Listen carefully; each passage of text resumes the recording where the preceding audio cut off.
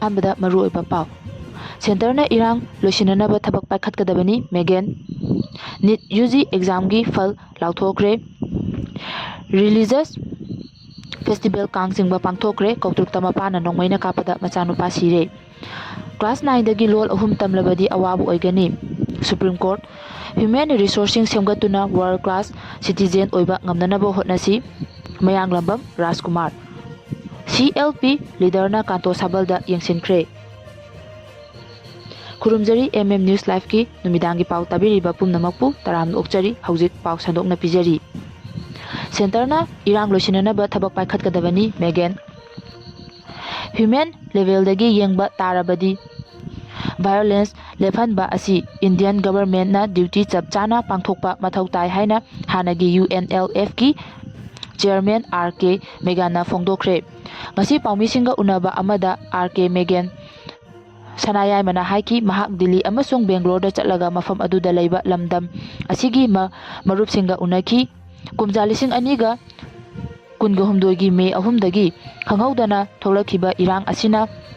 ꯆꯥꯔꯣꯜ ꯁꯨꯔꯣꯜꯗ ꯀꯔꯤ ꯑꯣꯏꯔꯛꯄ ꯌꯥꯕꯒꯦ ꯍꯥꯏꯕꯗꯨ ꯋꯥꯈꯜ ꯇꯥꯃꯤꯟꯅꯗꯨꯅ ꯀꯃꯟ ꯚꯣꯏꯁ ꯑꯃ ꯃꯊꯧ ꯇꯥꯏ ꯍꯥꯏꯕꯒꯤ ꯋꯥꯈꯜꯂꯣꯟꯗ ꯗꯤꯜꯂꯤ ꯑꯃꯁꯨꯡ ꯕꯦꯡꯒ꯭ꯂꯣꯔꯗ ꯆꯠꯂꯨꯕꯅꯤ ꯏꯟꯇꯦꯂꯦꯛꯆꯨꯑꯦꯜꯁꯤꯡ ꯄ꯭ꯔꯣꯐꯦꯁꯅꯦꯜꯁꯤꯡꯒ ꯎꯅꯔꯛꯈꯤ ꯃꯈꯣꯏꯒ ꯋꯥꯔꯤ ꯁꯥꯟꯅꯕꯗ ꯚꯥꯏꯑꯣꯂꯦꯟꯁ ꯑꯁꯤꯅ ꯇꯨꯡꯗ ꯑꯣꯏꯔꯛꯀꯗꯕ ꯑꯗꯨ ꯈꯟꯅꯈꯤ ꯄꯣꯂꯤꯇꯤꯀꯦꯜ ꯁꯦꯇꯜꯃꯦꯟꯠ ꯑꯃꯅ ꯅꯣꯡꯃꯩ ꯀꯥꯞꯅꯕ ꯂꯦꯞꯈ꯭ꯔꯦ ꯍꯥꯏꯅ ꯂꯧꯔꯕ ꯐꯥꯎꯕꯗ ꯚꯥꯏꯑꯣꯂꯦꯟꯁ ꯆꯠꯊꯈꯤꯕ ꯐꯤꯚꯝꯗꯨꯅ ꯃꯔꯝ ꯑꯣꯏꯔꯒ ꯇꯨꯡ ꯀꯣꯏꯅ ꯐꯨꯔꯨꯞꯁꯤꯡꯒꯤ ꯃꯔꯛꯇ ꯅꯨꯡꯁꯤ ꯆꯥꯟꯅꯅ ꯍꯤꯡꯃꯤꯟꯅꯕ ꯍꯟꯖꯤꯟꯕ ꯉꯝꯂꯣꯏ ꯍꯥꯏꯕꯒꯤ ꯋꯥꯐꯝꯗ ꯋꯥꯈꯜ ꯇꯥꯃꯤꯟꯅꯈꯤ ꯅꯤꯠ ꯌꯨꯖꯤ ꯑꯦꯛꯖꯥꯝꯒꯤ ꯐꯜ ꯂꯥꯎꯊꯣꯛꯈ꯭ꯔꯦ ꯄꯦꯄꯔ ꯂꯤꯛ ꯑꯣꯏꯕꯗꯒꯤ ꯃꯃꯥꯡꯒꯤ ꯑꯦꯛꯖꯥꯝ ꯀꯦꯟꯁꯦꯜ ꯇꯧꯈ꯭ꯔꯕ ꯃꯇꯨꯡ ꯍꯧꯈꯤꯕ ꯖꯨꯟ 18ꯗ ꯑꯃꯨꯛ ꯍꯟꯅ ꯄꯥꯡꯊꯣꯛꯈꯤꯕ ꯅꯤꯠ ꯌꯨꯖꯤ ꯑꯦꯛꯖꯥꯝ 2023ꯒꯤ ꯐꯜ ꯉꯁꯤ ꯂꯥꯎꯊꯣꯛꯈ꯭ꯔꯦ national eligibility cum entrance test NEET under graduate ꯑꯦꯛꯖꯥꯝꯗ ꯄꯨꯟꯅ ꯀꯦꯟꯗꯤꯗꯦꯠ ꯂꯥꯈ 10 ꯍꯦꯟꯅ ꯑꯦꯛꯖꯥꯝ ꯊꯥꯕꯗ ꯀꯦꯟꯗꯤꯗꯦꯠ ꯂꯥꯈ 13.12 ꯀ꯭ꯋꯥꯂꯤꯐꯥꯏꯠ ꯑꯣꯏꯈꯤ ꯀ꯭ꯂꯥꯁ 9ꯗꯒꯤ ꯂꯣꯜ 3 ꯇꯝꯕꯗꯤ ꯑꯋꯥꯕ ꯑꯣꯏꯒꯅꯤ ꯁꯨꯄ꯭ꯔꯤꯝ ꯀꯣꯔꯠ CBSE ꯀꯔꯤꯀꯨꯂꯝꯒꯤ ꯃꯈꯥꯗ ꯀ꯭ꯂꯥꯁ 9ꯗꯒꯤ ꯍꯧꯅ ꯂꯣꯜ 3 ꯇꯝꯍꯟꯅꯕ ꯍꯧꯔꯛꯂꯤꯕ ꯈꯣꯡꯖꯪ ꯑꯁꯤ ꯃꯍꯩꯔꯣꯏꯁꯤꯡꯗ ꯑꯋꯥꯕ ꯍꯦꯟꯒꯠꯍꯟꯒꯅꯤ ꯑꯃꯁꯨꯡ ꯃꯁꯤ ꯀ꯭ꯂꯥꯁ 5 ꯅꯠꯇ꯭ꯔꯒ ꯀ꯭ꯂꯥꯁ 6ꯗ ꯍꯧꯗꯣꯛꯂꯕꯗꯤ ꯃꯍꯩꯔꯣꯏꯁꯤꯡꯅ ꯂꯧꯁꯤꯟꯕ ꯅꯨꯡꯉꯥꯏꯒꯅꯤ ꯍꯥꯏꯅ ꯐꯣꯡꯗꯣꯛꯈ꯭ꯔꯦ ꯔꯤꯂꯤꯖꯤꯌꯁ ꯐꯦꯁꯇꯤꯚꯦꯜ ꯀꯥꯡ ꯆꯤꯡꯕ ꯄꯥꯡꯊꯣꯛꯈ꯭ꯔꯦ ꯂꯝꯗꯝ ꯑꯁꯤꯒꯤ ꯑꯆꯧꯕ ꯀꯨꯝꯍꯩꯁꯤꯡꯒꯤ ꯃꯅꯨꯡꯗ ꯑꯃ ꯑꯣꯏꯔꯤꯕ ꯔꯊ ꯌꯥꯇ꯭ꯔꯥ ꯃꯅꯤꯄꯨꯔꯤꯁꯤꯡꯅ ꯀꯥꯡ ꯆꯤꯡꯕ ꯍꯥꯏꯔꯒ ꯈꯪꯅꯕ ꯀꯨꯝꯍꯩ ꯑꯁꯤ ꯏꯉꯦꯜꯒꯤ ꯅꯤꯅꯤ ꯄꯥꯟꯕ ꯅꯨꯃꯤꯠꯇ ꯄꯥꯛ ꯁꯟꯅ ꯄꯥꯡꯊꯣꯛꯈ꯭ꯔꯦ ꯃꯅꯤꯄꯨꯔꯗ ꯂꯩꯔꯤꯕ ꯍꯤꯟꯗꯨ ꯂꯥꯏꯅꯤꯡꯕꯨ ꯊꯥꯖꯕ ꯀꯌꯥꯒꯤ ꯌꯥꯝꯅ ꯃꯔꯨ ꯑꯣꯏꯕ ꯀꯨꯝꯍꯩ ꯑꯁꯤꯒꯤ ꯀꯥꯏꯐꯗ꯭ꯔꯕ ꯃꯆꯠ ꯑꯗꯨ ꯉꯥꯛꯅ ꯀꯣꯅꯨꯡ ꯀꯥꯡ ꯍꯥꯟꯅ ꯆꯤꯡꯂꯕ ꯃꯇꯨꯡꯗ ꯂꯝꯗꯝ ꯑꯁꯤꯒꯤ ꯇꯣꯉꯥꯟ ꯇꯣꯉꯥꯟꯕ ꯂꯝ ꯑꯃꯗꯤ ꯂꯩꯀꯥꯏꯁꯤꯡꯗꯁꯨ ꯊꯧꯔꯝ ꯑꯁꯤ ꯄꯥꯛ ꯁꯟꯅ ꯄꯥꯡꯊꯣꯛꯅꯈꯤ ꯁ꯭ꯔꯤ ꯁ꯭ꯔꯤ ꯒꯣꯕꯤꯟꯗꯖꯤ ꯇꯦꯝꯄꯜ ꯔꯣꯗꯅ ꯁꯤꯟꯗꯨꯅ ꯄꯥꯡꯊꯣꯛꯈꯤꯕ ꯀꯣꯅꯨꯡ ꯀꯥꯡ ꯆꯤꯡꯕꯒꯤ ꯊꯧꯔꯝ ꯑꯗꯨꯗ ꯃꯅꯤꯄꯨꯔꯒꯤ ꯒꯚꯔꯅꯔ ꯑꯖꯌ ꯀꯨꯃꯥꯔ ꯕꯂꯥ ꯑꯃꯁꯨꯡ ꯃꯍꯥꯛꯀꯤ ꯂꯣꯏꯅꯕꯤ ꯌꯥꯎꯅ ꯃꯅꯤꯄꯨꯔ ꯂꯦꯖꯤꯁꯂꯦꯇꯤꯚ ꯑꯦꯁꯦꯝꯕ꯭ꯂꯤꯒꯤ ꯁ꯭ꯄꯤꯀꯔ ꯊꯣꯛꯆꯣꯝ ꯁꯇ꯭ꯔꯕꯔꯇ ꯑꯃꯗꯤ ꯊꯣꯡꯖꯨ ꯑꯦꯁꯦꯝꯕ꯭ꯂꯤ ꯀꯟꯁꯇꯤꯇ꯭ꯌꯨꯟꯁꯤꯒꯤ MLA ꯊꯣꯉꯥꯝ ꯕꯤꯁꯕꯖꯤꯠꯁꯨ ꯁꯔꯨꯛ ꯌꯥꯈꯤ ꯊꯧꯔꯝ ꯑꯁꯤꯗ ꯄꯥꯝꯗꯕ ꯊꯧꯗꯣꯛ ꯊꯣꯛꯍꯟꯗꯅꯕ ꯃꯅꯤꯄꯨꯔ ꯄꯨꯂꯤꯁ ꯗꯤꯄꯥꯔꯠꯃꯦꯟꯠꯀꯤ ꯃꯥꯏꯀꯩꯗꯒꯤꯁꯨ ꯑꯀꯟꯕ ꯆꯦꯛꯁꯤꯟ ꯊꯧꯔꯥꯡ ꯂꯧꯈꯠꯈꯤ ꯂꯣꯏꯅꯅ ꯃꯤꯌꯥꯝꯗ ꯍꯦꯟꯅ ꯈꯨꯗꯣꯡ ꯆꯥꯅꯅꯕ ꯇ꯭ꯔꯥꯐꯤꯛ ꯄꯨꯂꯤꯁꯀꯤ ꯃꯥꯏꯀꯩꯗꯒꯤ ꯑꯌꯨꯛꯇꯒꯤ ꯍꯧꯅ ꯇ꯭ꯔꯥꯐꯤꯛ ꯃꯦꯅꯦꯖꯃꯦꯟꯠꯒꯤ ꯊꯕꯛ ꯊꯧꯔꯝꯁꯤꯡ ꯂꯧꯈꯠꯈꯤ CLP ꯂꯤꯗꯔꯅ ꯀꯥꯟꯇꯣ ꯁꯥꯕꯜꯗ ꯌꯦꯡꯁꯤꯟꯈ꯭ꯔꯦ ꯏꯝꯐꯥꯜ ꯋꯦꯁ ꯗꯤꯁꯇ꯭ꯔꯤꯛꯀꯤ ꯃꯅꯨꯡ ꯆꯟꯅ ꯂꯩꯕ ꯀꯥꯟꯇꯣ ꯁꯥꯕꯜꯗ ꯍꯟꯗꯛꯇ ꯀꯨꯀꯤꯁꯤꯡꯅ ꯃꯩꯇꯩꯁꯤꯡꯒꯤ ꯌꯨꯝ 6 ꯃꯩ ꯊꯥꯗꯣꯛꯂꯝꯕ ꯃꯐꯝ ꯑꯗꯨꯗ ꯉꯁꯤ CLP ꯀꯦ ꯃꯦꯘꯆꯟꯗ꯭ꯔ ꯂꯨꯆꯤꯡꯕ ꯇꯤꯝ ꯑꯃꯅ ꯆꯠꯇꯨꯅ ꯌꯦꯡꯁꯤꯟꯈ꯭ꯔꯦ ꯍꯥꯏꯔꯤ ꯀꯪꯒ꯭ꯔꯦꯁ MLA ꯃꯦꯘꯆꯟꯗ꯭ꯔꯒꯤ ꯉꯁꯤꯒꯤ ꯈꯣꯡꯆꯠ ꯑꯗꯨꯗ ꯍꯥꯟꯅꯒꯤ ꯃꯤꯅꯤꯁꯇꯔ ꯍꯦꯃꯟꯇ ꯍꯥꯟꯅꯒꯤ MLA Yengkhom Surchandra scheduled caste ꯃꯣꯔꯆꯥꯒꯤ ꯆꯦꯌꯔꯃꯦꯟ ꯎꯀꯦꯟ MPC ꯁꯤꯒꯤ ꯖꯦꯅꯔꯦꯜ ꯁꯦꯀ꯭ꯔꯦꯇꯔꯤ ꯑꯦꯁ ꯖꯤꯇꯦꯟ ꯑꯃꯗꯤ ꯋꯥꯍꯤꯗꯨꯔ ꯋꯔꯃꯥꯟ MPCCꯒꯤ ꯁꯦꯀ꯭ꯔꯦꯇꯔꯤ ꯑꯪ ꯁꯤꯝꯃꯔꯤꯡ MPCCꯒꯤ ꯁ꯭ꯄꯣꯔꯠꯁ ꯗꯤꯄꯥꯔꯠꯃꯦꯟꯠꯀꯤ chairman W Rojit Singh, labour ꯗꯤꯄꯥꯔꯠꯃꯦꯟꯠꯀꯤ ꯆꯦꯌꯔꯃꯦꯟ ꯇꯤꯂꯣꯀꯦꯟ MPY ꯁꯤꯒꯤ ꯄ꯭ꯔꯁꯤꯗꯦꯟꯠ W ꯑꯅꯟꯁꯨ ꯁꯔꯨꯛ ꯌꯥꯈꯤ꯫ ꯍ꯭ꯌꯨꯃꯦꯟ ꯔꯤꯁꯣꯔꯁꯦꯁꯁꯤꯡ ꯁꯦꯝꯒꯠꯇꯨꯅ ꯋꯥꯔꯜꯗ ꯀ꯭ꯂꯥꯁ ꯁꯤꯇꯤꯖꯦꯟ ꯑꯣꯏꯕ ꯉꯝꯅꯕ ꯍꯣꯠꯅꯁꯤ꯫ ꯃꯌꯥꯡꯂꯝꯕꯝ ꯔꯥꯖꯀꯨꯃꯥꯔ꯫ ꯄꯤꯝꯁꯥꯒꯤ ꯑꯍꯨꯝꯁꯨꯕ ꯐꯥꯎꯟꯗꯦꯁꯟ ꯗꯦꯒ ꯂꯣꯏꯅꯅ ꯄꯤꯝꯁꯥꯒꯤ community religion educational finalist support CREFS award ꯈꯨꯠꯁꯤꯟꯅꯕꯒꯤ ꯊꯧꯔꯝ ꯑꯃ ꯉꯁꯤ ꯂꯝꯐꯦꯜꯄꯥꯠꯇ ꯂꯩꯕ DC ꯏꯝꯐꯥꯜ ꯋꯦꯁꯀꯤ ꯀꯟꯐꯔꯦꯟꯁ ꯍꯣꯜꯗ ꯄꯥꯡꯊꯣꯛꯈ꯭ꯔꯦ꯫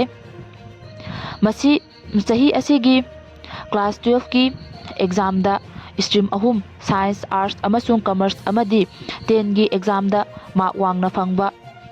ꯒꯚꯔꯟꯃꯦꯟꯠ ꯁ꯭ꯀꯨꯜꯒꯤ ꯃꯍꯩꯔꯣꯏ ꯑꯃꯗꯤ IDP ꯃꯍꯩꯔꯣꯏ ꯃꯔꯤꯗ ꯆꯍꯤ ꯑꯁꯤꯒꯤ CREFS ꯑꯦꯋꯥꯔꯗ ꯈꯨꯠꯁꯤꯟꯅꯈꯤ꯫ ꯃꯅꯥ ꯑꯁꯤꯒꯤ ꯁꯔꯇꯤꯐꯤꯀꯦꯠ ꯑꯃꯁꯨꯡ ꯁꯦꯜ ꯑꯣꯏꯅ ꯂꯨꯄꯥ 10,000 ꯌꯥꯎꯔꯤ꯫ ꯃꯁꯤꯒ ꯂꯣꯏꯅꯅ ꯃꯅꯥ ꯑꯁꯤꯒꯤꯗꯃꯛꯇ ꯑꯦꯄ꯭ꯂꯤꯀꯦꯁꯟ ꯊꯥꯖꯤꯜꯂꯛꯄ ꯃꯍꯩꯔꯣꯏ 73ꯒꯤ ꯃꯅꯨꯡꯗ ꯈꯟꯒꯠꯂꯕ 48 ꯗꯁꯨ ꯁꯔꯇꯤꯐꯤꯀꯦꯠ ꯑꯃꯗꯤ ꯁꯦꯜꯒꯤ ꯃꯅꯥ ꯈꯨꯠꯁꯤꯟꯅꯈꯤ꯫ ꯅꯣꯡ ꯇꯥꯔꯛꯇꯕꯅ ꯂꯧꯃꯤꯁꯤꯡ ꯀꯣꯛꯇ ꯈꯨꯠ ꯍꯥꯞꯂꯦ꯫ ꯑꯦꯒ꯭ꯔꯤ ꯗꯤꯄꯥꯔꯠꯃꯦꯟꯠꯁꯨ ꯇꯨꯃꯤꯟꯅ ꯂꯩꯔꯤ꯫ ꯀꯨꯝ ꯑꯃꯒꯤ ꯅꯣꯡꯖꯨꯊꯥ ꯖꯨꯟ ꯑꯃꯁꯨꯡ ꯖꯨꯂꯥꯏ ꯊꯥꯗ ꯇꯥꯐꯝ ꯊꯣꯛꯄ ꯅꯣꯡ ꯇꯥꯗꯕꯅ ꯁ꯭ꯇꯦꯠ ꯑꯁꯤꯒꯤ ꯂꯧꯎ-ꯁꯤꯡꯎꯕꯒꯤ ꯊꯕꯛꯇ ꯆꯥꯎꯅ ꯑꯋꯥꯕ ꯃꯥꯌꯣꯛꯅꯔꯦ꯫ ꯅꯣꯡ ꯇꯥꯔꯛꯇꯕꯁꯤꯅ ꯂꯧꯃꯤꯁꯤꯡ ꯀꯣꯛꯇ ꯈꯨꯠ ꯍꯥꯞꯂꯦ꯫ ꯁ꯭ꯇꯦꯠ ꯒꯚꯔꯟꯃꯦꯟꯠꯀꯤ ꯃꯔꯤ ꯂꯩꯅꯕ ꯑꯦꯒ꯭ꯔꯤꯀꯜꯆꯔ ꯗꯤꯄꯥꯔꯠꯃꯦꯟꯠꯁꯨ ꯍꯧꯖꯤꯛ ꯐꯥꯎꯕ ꯅꯣꯡ ꯇꯥꯔꯛꯇ꯭ꯔꯕꯁꯨ ꯄꯥꯏꯈꯠꯐꯝ ꯊꯣꯛꯄ ꯊꯕꯛ ꯊꯧꯔꯝ ꯑꯃꯠꯇ ꯄꯥꯏꯈꯠꯄ ꯎꯗ꯭ꯔꯤ, ꯇꯨꯃꯤꯟꯅ ꯑꯗꯨꯝ ꯂꯩꯔꯤ꯫ ꯃꯅꯤꯄꯨꯔ ꯒꯚꯔꯟꯃꯦꯟꯠꯀꯤ ꯑꯦꯒ꯭ꯔꯤꯀꯜꯆꯔ ꯗꯤꯄꯥꯔꯠꯃꯦꯟꯠꯀꯤ ꯐꯪꯕ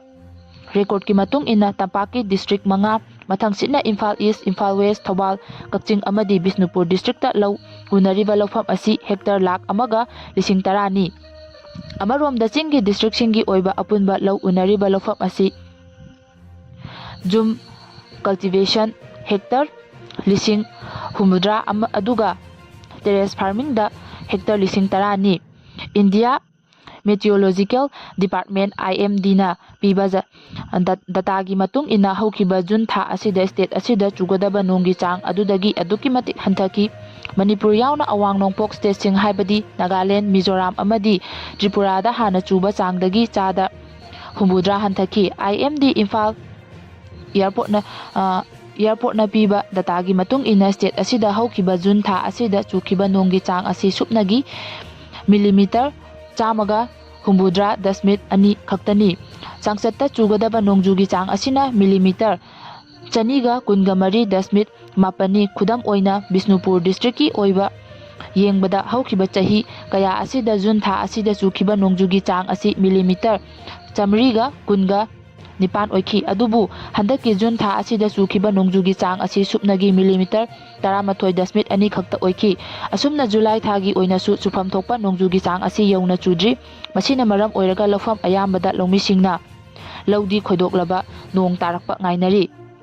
ꯍꯧꯖꯤꯛ ꯖꯨꯂꯥꯏ ꯊꯥꯒꯤ ꯊꯥꯈꯥꯏ ꯍꯦꯜꯂꯛꯂꯕ ꯃꯇꯝ ꯑꯁꯤ ꯐꯥꯎꯕꯗ ꯅꯣꯡ ꯇꯥꯔꯛꯇ꯭ꯔꯕꯅꯤꯅ ꯃꯈꯥ ꯊꯦꯡꯊꯅ ꯅꯣꯡ ꯆꯨꯔꯛꯄ ꯑꯣꯏꯔꯕꯗꯤ ꯐꯧ ꯍꯨꯜꯂꯒꯁꯨ ꯂꯣꯛꯄ ꯉꯝꯗꯕꯒꯤ ꯐꯤꯚꯝ ꯑꯃ ꯃꯥꯌꯣꯛꯅꯔꯛꯄ ꯌꯥꯔꯤ꯫ ꯑꯦꯛꯁꯄꯔꯠꯁꯤꯡꯒꯤ ꯃꯇꯨꯡ ꯏꯟꯅ ꯂꯝꯗꯝꯁꯤꯅ ꯍꯨꯟꯅꯔꯤꯕ ꯐꯧ ꯃꯈꯜ ꯑꯌꯥꯝꯕꯒꯤ ꯍꯨꯟꯕꯗꯒꯤ ꯂꯣꯛꯄ ꯐꯥꯎꯕꯁꯤꯗ ꯅꯨꯃꯤꯠ 135ꯗꯒꯤ 190 ꯐꯥꯎꯕ ꯆꯪꯏ꯫ ꯑꯇꯦꯟꯕꯗ ꯂꯣꯛꯄ ꯌꯥꯕ ꯐꯧ ꯃꯈꯜꯁꯤꯡꯒꯤꯅ ꯅꯨꯃꯤꯠ 115 ꯔꯣꯝ ꯆꯪꯕ ꯃꯈꯜꯅꯤ꯫ ꯃꯔꯝ ꯑꯗꯨꯅ ꯂꯧꯃꯤꯁꯤꯡꯅ ꯊꯥꯔꯤꯕ ꯐꯧ ꯑꯁꯤ ꯂꯣꯛꯄꯗ ꯊꯥ 4 ꯔꯣꯝꯗꯤ ꯆꯪꯏ꯫